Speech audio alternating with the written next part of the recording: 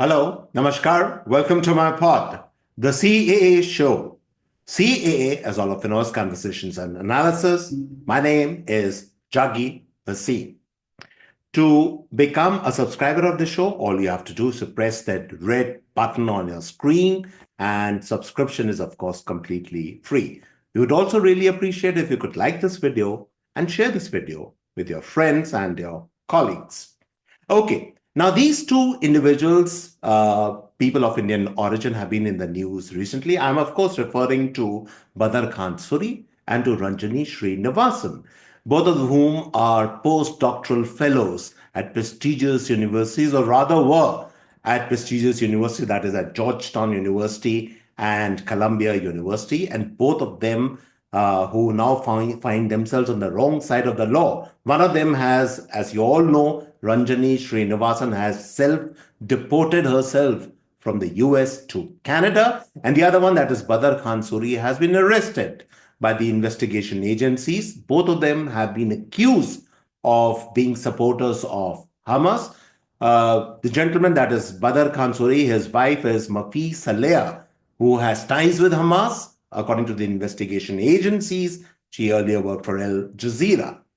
Now, the question which I'm posing in today's podcast is that should we, as fellow Indians, have some kind of a sympathy for these two individuals, or should we not even have an iota of sympathy for them? And I'll give you the answer right in the beginning, and then I'll give you the reasons for my answer. And the short answer is no. We should not have even an iota of sympathy for these two individuals. They had it coming. They deserve what they are getting. And why do I say that? The reason why I say that is that even these two individuals do not deny that they were Hamas sympathizers. And the question, therefore, is who is Hamas? We all know who is Hamas. But if those of you who did not know, well, Hamas is a banned organization, a banned terrorist organization in the United States. For some odd reason, it has still not been banned in India. I really don't know why. But it is banned in the US. And these two were not only supporters of Hamas, but they were organizing all kinds of rallies, drumming up political support, galvanizing student groups, forums, etc., in support of Hamas, which is a criminal activity, if you think about it. And also don't forget that this is the same Hamas which on October 7th last year, they butchered so many thousands and thousands of innocent Israelis. They raped so many countless innocent women. They killed babies, the same Hamas, and these two were supporters of that. And therefore, if we don't feel moral repulsion at what Hamas has done, and therefore we don't, and therefore, in a certain sense, we also feel that same moral repulsion against these two individuals, that how could they support an organization like Hamas? And that for me is probably the biggest reason why we should not even have the teeniest bit, even an iota of sympathy for these two individuals and what is really happening to them right now. So that's the first part. Let's keep that in the backdrop. Let's keep that in mind. Now let's come to certain hard facts about their status and why I think that what is happening to them, actually they kind of deserve it. Both of them were on student visas. And let's understand what are student visas.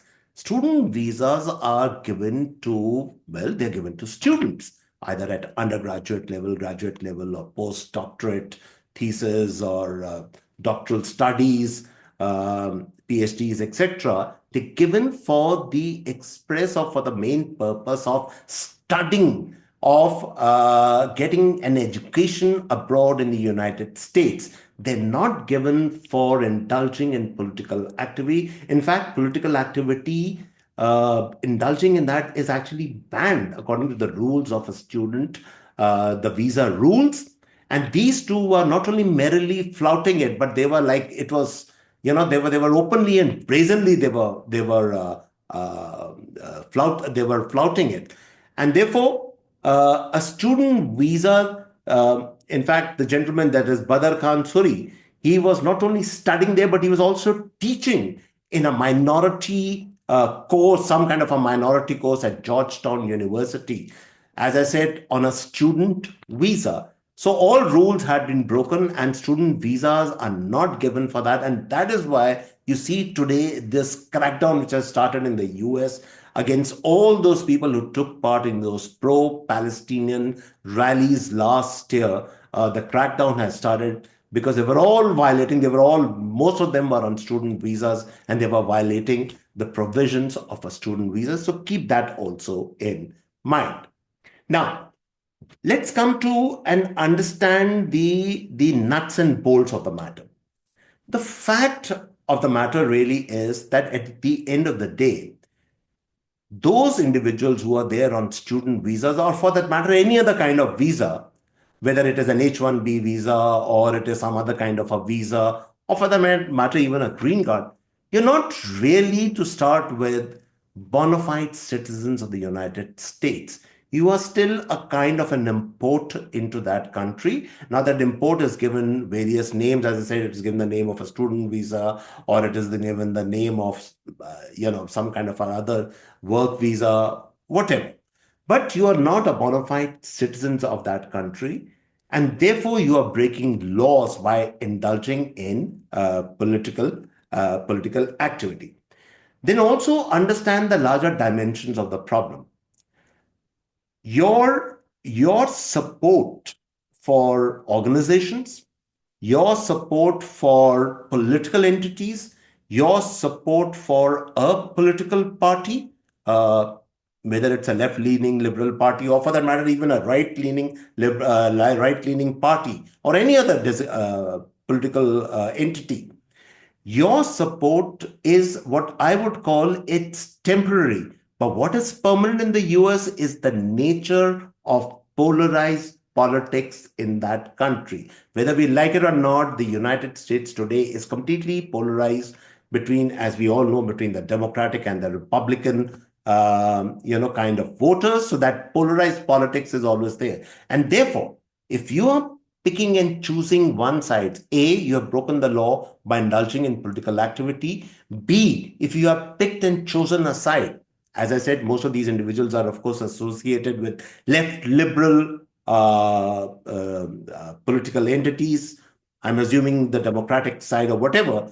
Then you are creating a problem for yourself vis-a-vis the other side. Because, and this is the third or the fourth point which I'm going to make, is that unlike in India, where there is so much of talk, there's a lot of talk we do about in terms of security and this and that, but sometimes the follow-up action is not really as it should be. In the US, what really happens is that whatever you do there, it is absolutely well documented. You are observed closely. Your social media posts are seen by agencies all the time. You are, in a certain sense, in a kind of a scrutiny.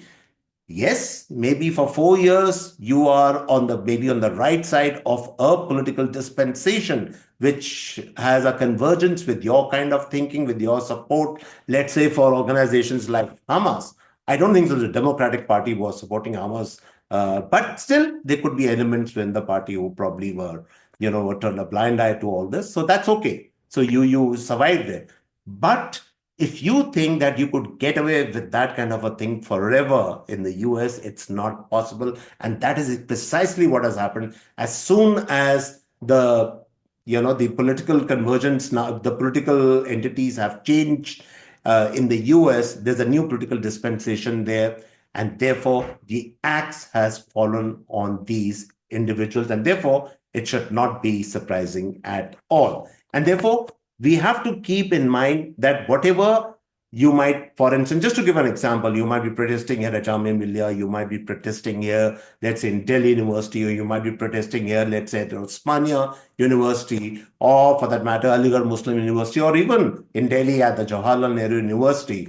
And maybe some cases are filed against you, some are not. Maybe you escape scrutiny. You could probably go and do your civil services exam later. Nothing much would happen. You do get away with a lot of things in India. though even though the screws are tightening in India also to that extent, but in the US, if you are indulging in what is called a kind of a sharpened political activity or a radical activity, then you are bound to come under the scanner at some point or the other. And this is precisely what has happened to Badar Khan, Suri, and to Ranjani, Srinivasan. And therefore, this is actually in a kind of an object lesson for all those people who think that they can get away with their brand of activism out there. It's not possible in the US. Keep that in mind.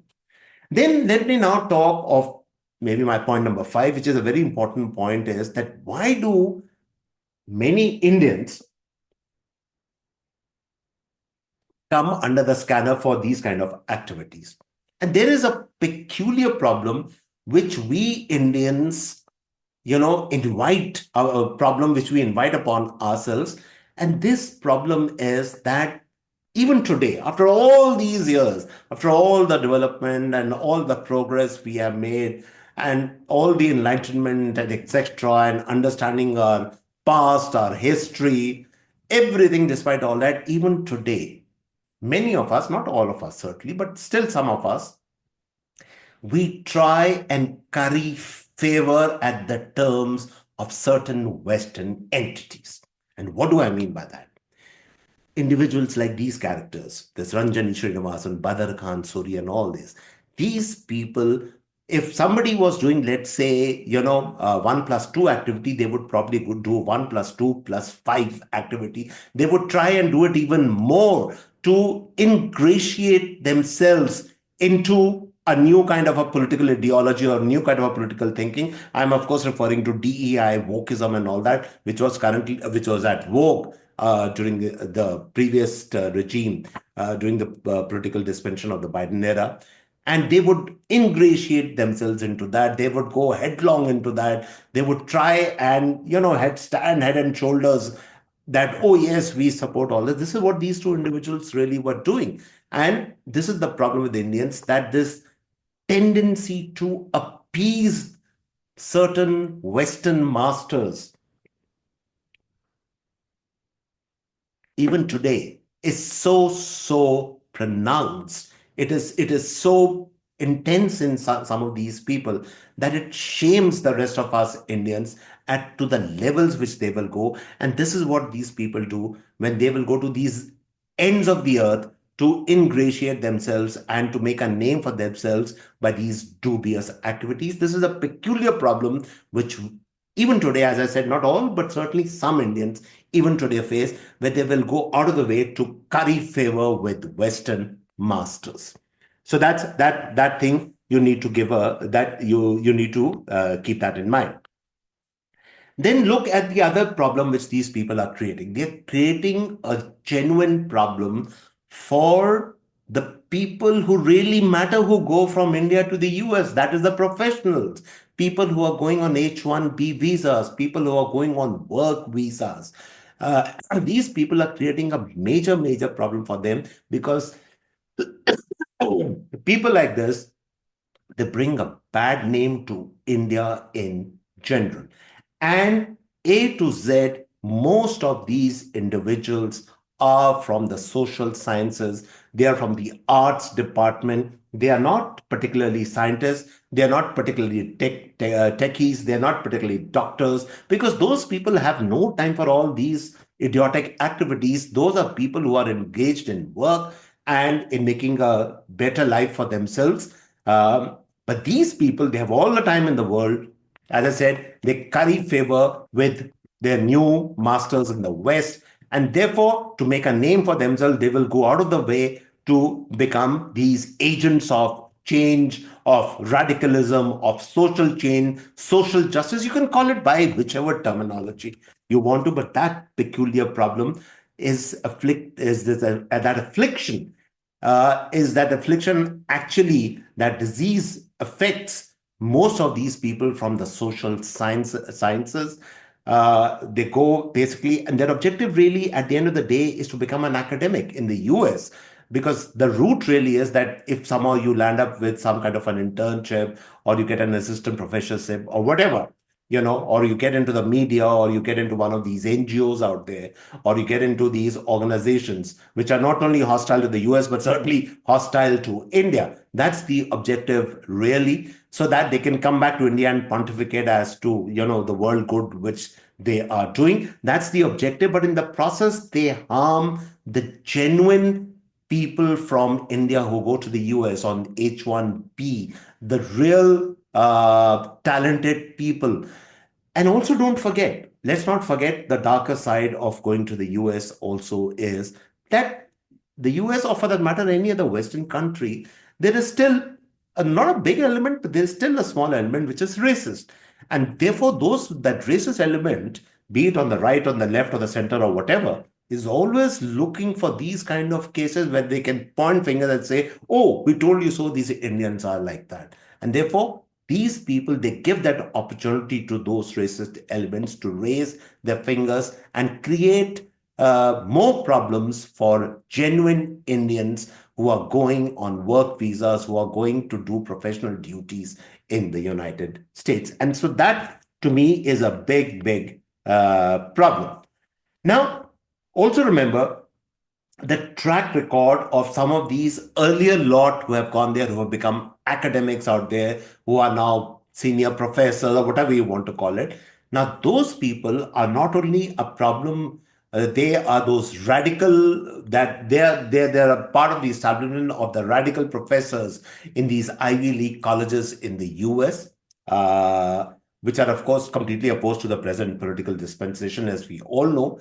But those people are not only they create problems for political, or they teach radical ideologies to unsuspecting students, but they also create a problem both in academic circles in these Ivy League colleges, for that matter, any university, I would say, in the US. But they also infiltrate into the media. They create problems back home in India also. Because any day, if you pick up an edition of the Indian Express, or you pick up other national newspapers or magazines or whatever, and these worthies are always there with their articles blasting India, especially the current political dispensation. So they actually are creating problems not only in the US out there, but also within India. And as I keep saying, and my favorite theory, which I think is a completely correct theory, is that many of these individuals could not succeed in India in the first place. So they went abroad, and by all these activities, they somehow ingratiated themselves. They got into that establishment, into that woke DEI kind of establishment, which of course was there before this. And then they became professors and all that, started radicalizing, and not only in the US, but the same views were offered back in India. There are no takers, of course, back in India for all their kind of views, but that doesn't stop them. And so the problem really is that when people say, oh, should you not be sympathetic to a fellow Indian's cause? I'm sorry, I don't agree with that. There is no need to be sympathetic to such individuals, because these individuals, all the Badar, Khan, Suris, the Ranjani, the Srinivasans of the world, are self-serving individuals who feather their own nests, who make a comfortable life for themselves, espousing radical causes, landing other people in problem, landing other governments in problem, landing other hierarchies in problem. That is the job which they do, and therefore people like us have no sympathy for such individuals. And finally, on a larger sense, we also need to keep in mind that today the world is changing very, very fast. The old order of DEI, the old order of wokeism, is now slowly coming. It hasn't completely, of course, gone away. There's a lot of resistance which is going on.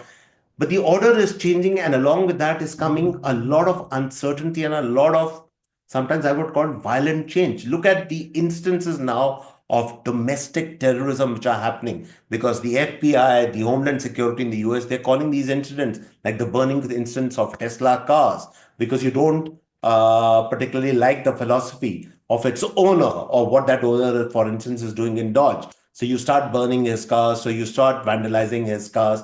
That is what the security agencies in that country are calling domestic terrorism. So basically, that radical agenda, that sympathy for Hamas, that sympathy for radical elements, then slowly converts into this kind of a domestic terrorism.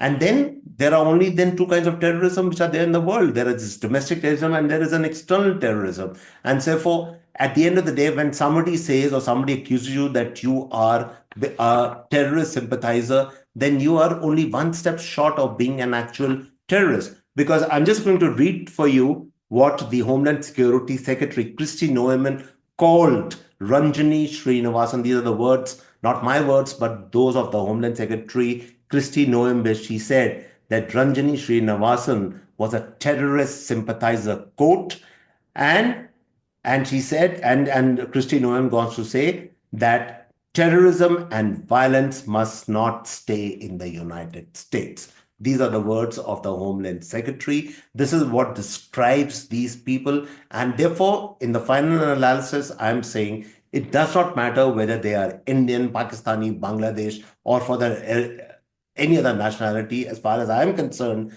these are terrorist sympathizers espousing radical theories, radical thoughts. They are a danger to society, and therefore the law certainly must take its course when it comes to such individuals.